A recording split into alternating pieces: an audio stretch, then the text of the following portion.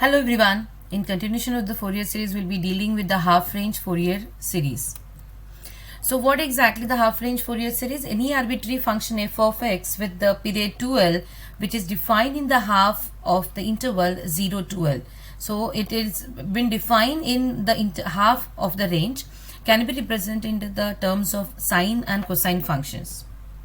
So containing only cosine terms is known as half-range cosine series, whereas containing only sine terms is known as half-range sine series.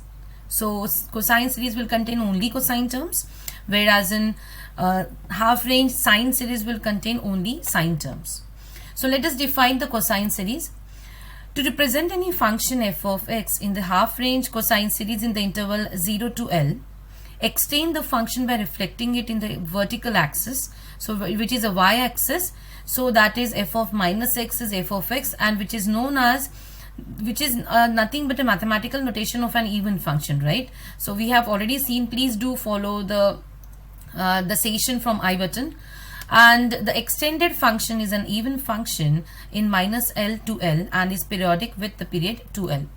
The half-range cosine series is such a function given by, so f of x is a0 plus summation of a n cos of n pi x by l, n is moving from 1 to infinity, where a0 is given as 1 by l integration 0 to 1 f of x dx, and a n is 2 by l integration 0 to 1 f of x cos of n pi x by l dx. So this is what we have already seen when the given function is an even function. We check whether the function is even function or not, or odd function or not, in the range minus L to L.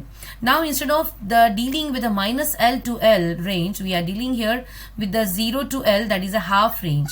And how that L will go, whatever is been given to the interval, that is nothing but the value of L. It's no need to compare that interval, the 0 to L interval. So interval would be always given to you in the half. So it's been given to as like 0 to 5, 0 to pi. So if it has been given to me as 0 to pi, I need to directly take my L as equals to pi. No need to even compare, because it's been already given to you in a half range.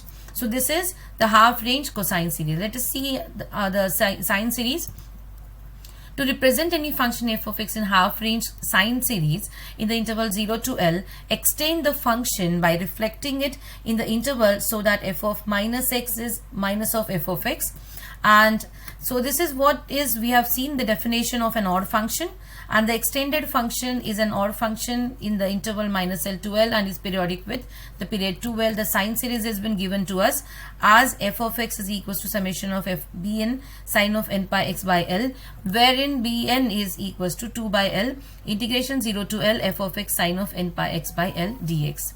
So this is what we have seen, this kind of series when the function is odd, right, in the range minus L to L. But here we have, again I am continuously repeating, because it's the interval would be given to as 0 to L, and this is directly the value, you are getting the value of L here. Okay, so this is what is about the sine series. So almost, if you'll observe, this is nothing but same as that what we have done it with even and odd functions, right? Okay, so stay tuned for the further questions based on the half range sine series and cosine series. Thank you. Happy learning.